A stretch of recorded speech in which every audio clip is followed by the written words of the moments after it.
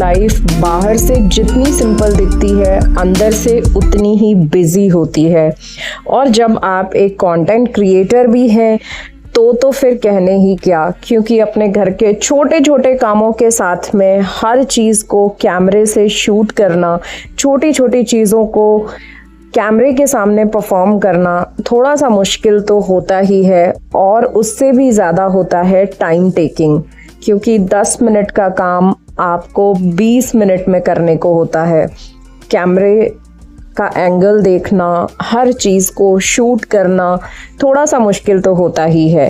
But जैसे working women होती हैं उनका काम भी डबल होता है, वो घर के काम भी करती हैं और बाहर जाकर जॉब भी करती हैं, उसी तरीके से हम लोगों का भी काम होता है। हम घर के काम भी करते हैं और साथ में कंटेंट क्रिएशन भी है, तो ये हमारा जॉब है। तो इसीलिए इन चीज़ों को बैलेंस करना बहुत ज़्यादा ज़रूरी होता है। जैसे जॉब और घर के बीच में बैलेंस बनाना होता है, वैसे ही हमें शूट और घर के कामों के बीच में बैलेंस बनाना ही होता है। और साथ साथ में अपना ध्यान रखना तो बहुत ज़्यादा ज़रूरी होता ही है। तो जैसा कि आप लोगों ने लास्ट टू लास्ट व्लॉग में देखा था कि मैंने अपना जो वॉशिंग मशीन है वो ऊपर वाले फ्लोर पर शिफ्ट कर लिया है, तो अब कपड़े जो है ना वो मैंने बीच वाली जगह पर सुखाने शुरू किए हैं। ये मेरा बीच वाला जो है ना हॉल है ऊपर वाले फ्लोर पर, तो यहाँ पर मैंने ना रिमूवेबल जो रस्सियाँ होती हैं वो लगा ली हैं, ताकि यहाँ पर कपड़े आराम से सूख जाएं और कपड़े सूखने के बाद रस्सियों को यहाँ से हटा भी सकें। स्ट्रेचेबल वाली जो होती हैं रस्सियाँ वो मैंने लगाई हैं, क्योंकि अब जो है ना बारिश भी शुरू हो चुकी है। अब पिछले 4-5 दिन से यहाँ पर लगातार बारिश हो रही है, डेली बारिश हो जाती है, तो अब छत पर कपड़े सुखाना उतना फीजिबल नहीं होता है। तो मैं हमेशा हर बारिशों में कपड़े यहीं पर सुखाती हूँ, तो मेरे लिए थोड़ा सा इजी भी हो गया है। यहीं की यहीं कपड़े धुलते हैं और यहीं की यहीं सूख भी जाते हैं। तो इसी तरीके की छोटी छोटी आइडियाज़ को लेकर ना हम अपने डेली रूटीन के काम को थोड़ा सा आसान बना सकते हैं।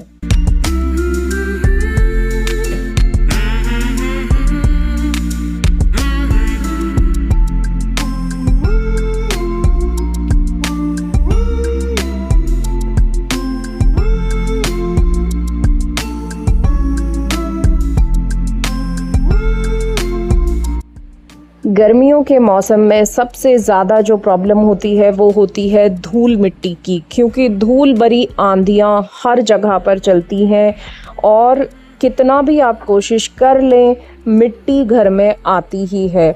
गर्मी होती है तो अगर थोड़ा सा भी मौसम ठीक लगे तो खिड़की दरवाजे खुलते ही हैं, और जैसे ही खिड़की दरवाजे खुलते हैं तो धूल के तो क्या ही कहने।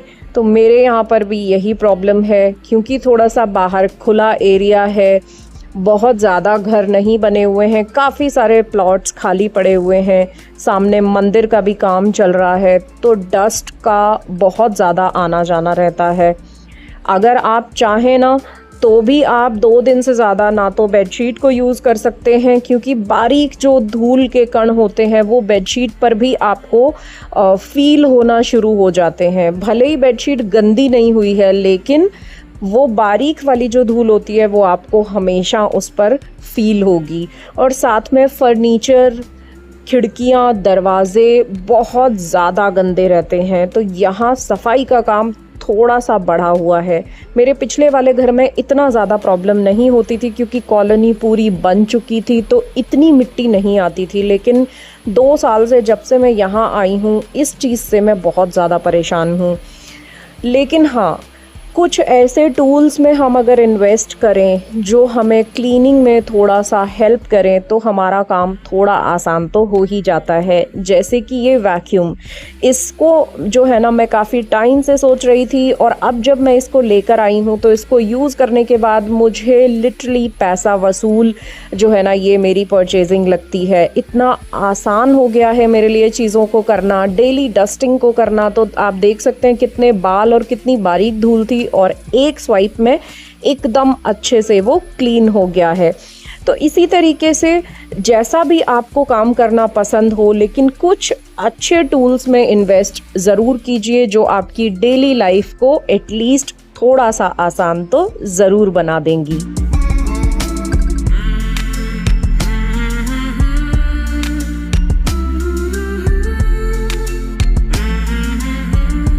ऐसे ही देखिए जो ये फिटेड बेडशीट्स होती हैं, मैंने कॉटन की कुछ फिटेड बेडशीट्स ले रखी हैं जो मुझे बिछाने में भी इतनी पसंद हैं।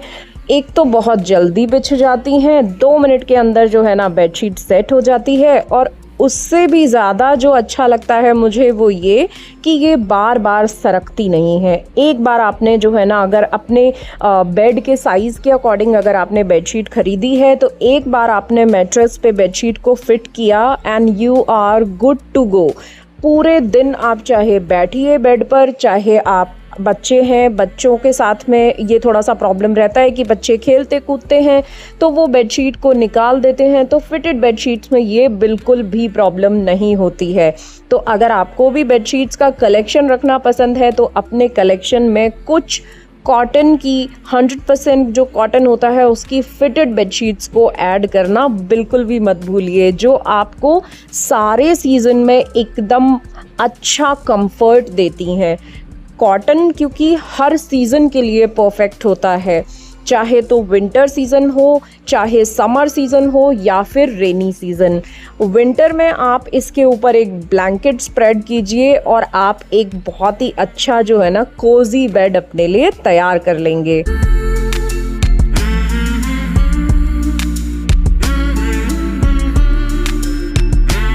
अगर आपको भी मेरी ही तरह घर में अलग अलग जगह पर अलग अलग साइज़ के कारपेट्स को रखने का शौक़ है तो आप भी इस चीज़ से ज़रूर जो है ना परेशान होते होंगे कि किस तरीके से इनको मेंटेन किया जाए। और अगर आपके पास डॉग्स हैं तब तो ये परेशानी और ज़्यादा बढ़ जाती है। आप देख ही सकते हैं इस पर कितने सारे बाल और डस्ट इकट्ठी हो रखी है।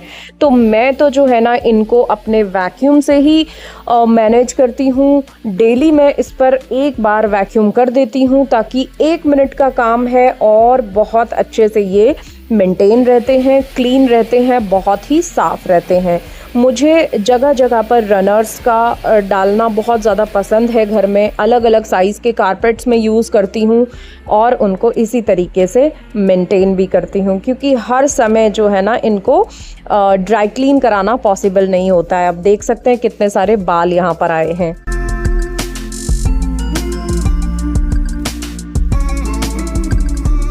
और यहाँ पर ना मैं आप लोगों के साथ में कुछ साड़ियाँ शेयर कर रही हूँ जो मैं अभी लास्ट टाइम जब हम लोग बनारस गए थे तो वहाँ से मैंने कुछ साड़ियाँ ख़रीदी थी। बहुत ही सुंदर सुंदर और बहुत ही प्यारी साड़ियाँ थी। तो देखिए ये मैं भूल गई हूँ कि कौन सा मटेरियल था, ये कॉटन मिक्स ही था। उस पर मैंने जो है ना ये ब्लैक कलर की साड़ी ख़रीदी थी, मुझे बहुत पसंद आई थी। एकदम लाइट वेट है, बहुत ही सुंदर मुझे लगी थी और बहुत ही रीज़नेबल प्राइस में भी हमें मिल गई थी ये।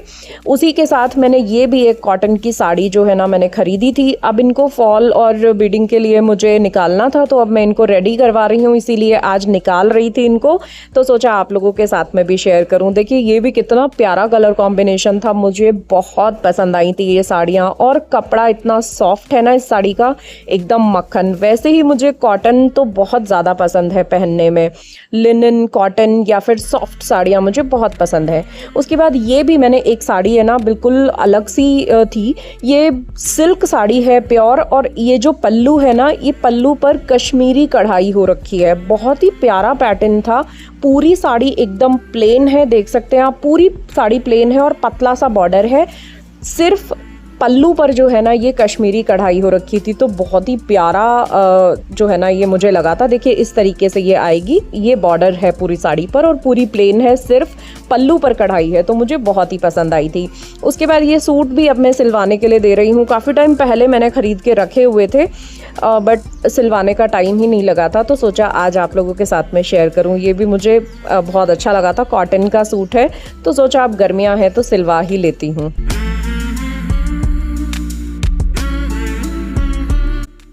और आज जो है ना मैंने सोचा है अपने शू कैबिनेट की सफाई करने का, क्योंकि रोज़ किसी एक एरिया की डीप क्लीन मैं ज़रूर करती हूँ, जिससे कि रोटेशन बना रहता है और बहुत ज़्यादा बर्डन भी नहीं आता है कि आपको पूरा घर एक साथ डीप क्लीन नहीं करना पड़ता है।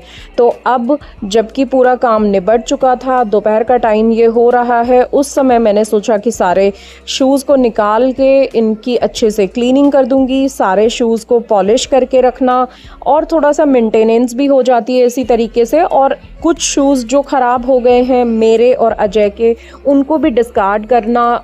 तो ये सारी चीज़ें जो है ना एक समय पर ही हो जाती हैं, सफाई के साथ साथ डीक्लटरिंग भी हो ही जाती है।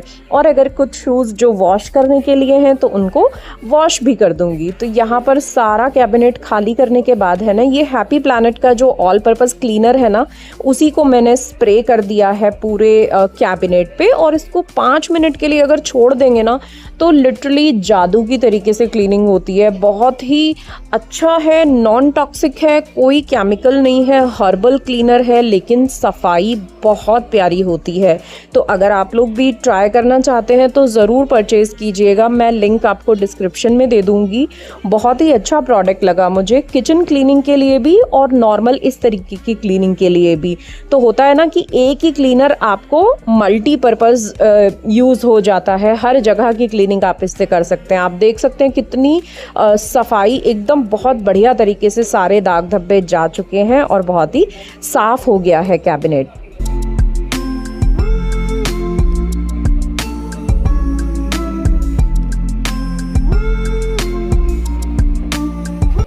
उसके बाद ना कुछ इस तरीके के शू ऑर्गेनाइज़र मैंने लिए हुए हैं, बहुत ही रीज़नेबल होते हैं और स्पेस को बहुत अच्छे से यूटिलाइज़ कर लेते हैं, क्योंकि थोड़ी सी जगह में काफ़ी सारे शूज़ आप रख सकते हैं इस तरीके से। पतले स्लीपर्स जो होते हैं, बेलीज़ जो होती हैं हमारी, वो सब हम इस तरीके से ना एक के ऊपर एक स्टैक करके बहुत आराम से रख देते हैं। तो ऑर्गेनाइज भी लगता है और स्पेस भी काफ़ी कम लेता है। और साथ में अजय के जो शूज़ हैं उनको मैंने अच्छे से पॉलिश कर रही हूँ शाइनर के साथ में, शाइनर लगा के, तो बहुत अच्छे से ये क्लीन भी हो जाएंगे। आप देख सकते हैं, देखिए कितने बढ़िया क्लीन हो गए हैं। तो डेली यूज़ में जो है ना अच्छा लगता है, साफ़ सुथरे जूते मिलें तो। और ये जब मैं कर रही थी ना तो लिटरली स्कूल का टाइम याद आ गया। स्कूल में कैसे हम लोग ना रात में अपने शूज़ है ना अच्छे से पॉलिश करके और फिर रख देते थे कि सुबह स्कूल जाना है। तो ये छोटे छोटे काम करते हुए भी हमें ना पुरानी मेमोरीज ज़रूर आती हैं। मेरी मम्मी हमें हमेशा रात को ही जो है ना शूज़ को पॉलिश करवाती थी कि सुबह सुबह एक काम कम होगा, अपनी ड्रेस, यूनिफॉर्म जो है और शूज़ वगैरह प्रॉपर एक जगह पर रख दो रात को ही। तो इसी तरीके से पुरानी यादें भी ताज़ा हो जाती हैं और काम भी हो जाता है। तो देखिए मेरा कैबिनेट तो हो गया बहुत अच्छे से क्लीन। और यहाँ पर जो धूल मिट्टी गिरी थी शूज़ से, तो उसको मैंने फटाफट जो है ना वैक्यूम से उसको क्लीन भी कर दिया। तो ये एक हैंड हेल्ड वैक्यूम अगर हम लेते हैं ना, कॉर्डलेस वैक्यूम का यही फ़ायदा होता है। इसी फ़ायदे को जो है ना मैं मिस कर रही थी बहुत सालों से, क्योंकि झाड़ू लेकर इन सबको क्लीन करना मुझे थोड़ा सा मेसी लगता है। लेकिन अगर कॉर्डलेस वैक्यूम हो तो चीज़ें बहुत ईजी हो जाती हैं।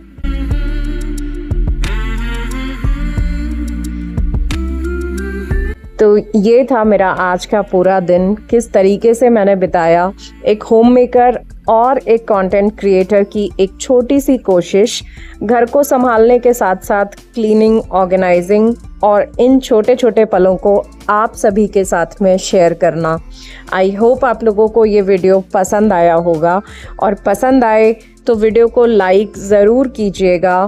और अगर फर्स्ट टाइम आप मेरे चैनल पर विज़िट कर रहे हैं तो चैनल को सब्सक्राइब ज़रूर कीजिएगा और मेरी इस फैमिली का हिस्सा बने रहिएगा। तो मैं मिलती हूँ आपसे नेक्स्ट वीडियो में। टिल देन अपना खूब सारा ख्याल रखिए और ऐसे ही अपना प्यार बनाकर रखिए। एक प्यारा सा कमेंट मुझे ज़रूर कीजिएगा, जिससे कि मुझे बहुत खुशी भी होगी और साथ में बहुत ज़्यादा मोटिवेशन भी मिलता है। तो देखिए मेरे बच्चों के साथ में अब मैं एंजॉय करूँगी अपनी शाम की चाय। तो चलिए दोस्तों, मिलती हूँ आपसे नेक्स्ट वीडियो में। Till then, love you all, thank you and bye bye.